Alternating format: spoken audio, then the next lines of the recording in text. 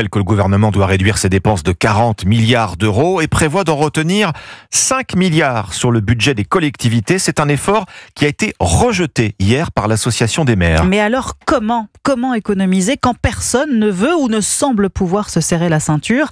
L'Institut Montaigne fait ses propositions. Ces économistes ont identifié 150 milliards d'euros d'économies à réaliser en 10 ans. Une diète sévère, Barthélémy Philippe, qui vise principalement nos dépenses sociales. Oui, les prestations sociales et la masse salariale de la fonction publique sont au cœur du rapport. Elles représentent 65% du total de la dépense publique et c'est là que l'État peut faire des économies massives, à commencer par le sujet sensible des retraites, explique François Ecal, co-auteur du rapport. C'est le quart des dépenses. Et si par ailleurs, il y a plutôt des dépenses supplémentaires à engager sur la lutte contre le changement climatique, on ne peut pas éviter de toucher aux retraites. Le rapport recommande un nouveau report de l'âge légal de départ de 64 à 66 ans avant 2050.